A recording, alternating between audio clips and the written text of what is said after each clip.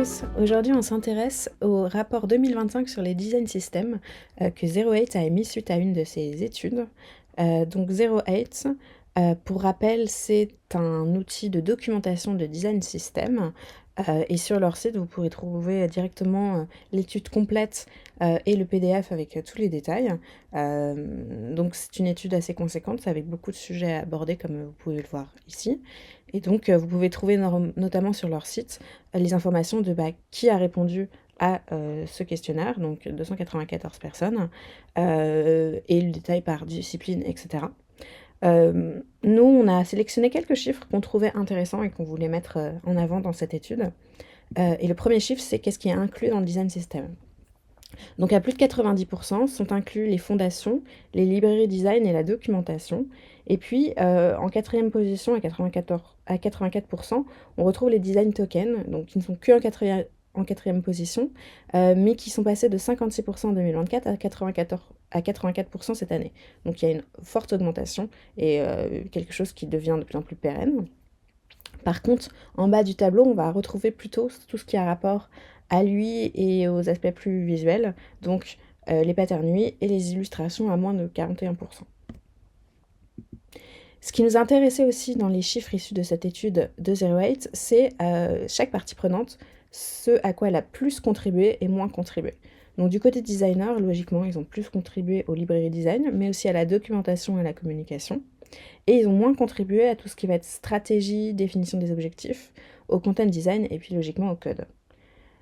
Les développeurs, eux, forcément, ont plus contribué au code et à leur librairie, à la documentation, mais aussi à la communication, mais ont moins contribué à tout ce qui va avoir attrait au design, au visuel et au content design.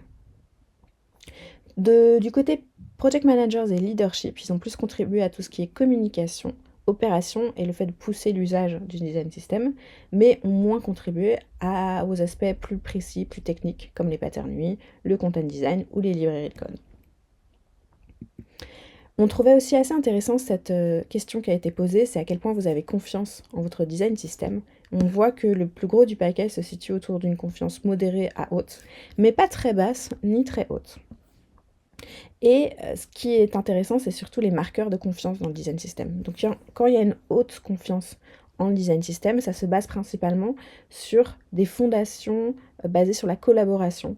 Donc la collaboration entre les équipes produits, les équipes techniques, les équipes design, pour que tout le monde se sente inclus, qu'on prenne en compte les besoins de chacun et que chacun puisse contribuer à ce design system.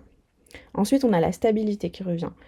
Donc plus un design system est stable et robuste dans le temps, sans grosse dette technique, dette design, etc., plus on va avoir une confiance importante dans le design system. Et le troisième point, c'est la culture du feedback, de l'amélioration continue et des updates donc continues d'un design system en fonction de ce qui est remonté. Cette citation, elle est intéressante.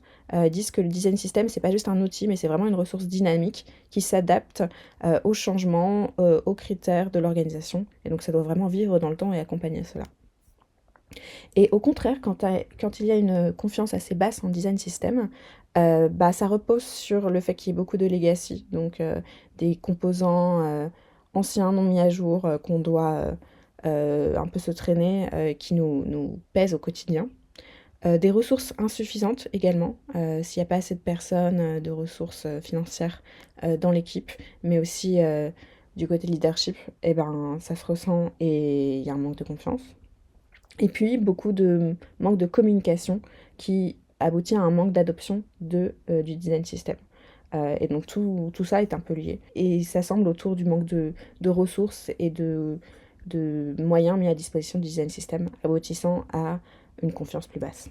Qui est autorisé à contribuer à un design system? C'est le dernier chiffre qu'on voulait soulever ce matin. On voit qu'en majorité, c'est n'importe qui dans l'équipe produit qui peut contribuer au design system. C'est plutôt rare que ce soit n'importe qui dans l'entreprise. Et c'est assez peu répandu aussi que ce soit seulement des personnes spécifiques ou seulement les personnes de l'équipe dédiée au design system. Par contre, il y a quand même une restriction de qui peut contribuer ou non.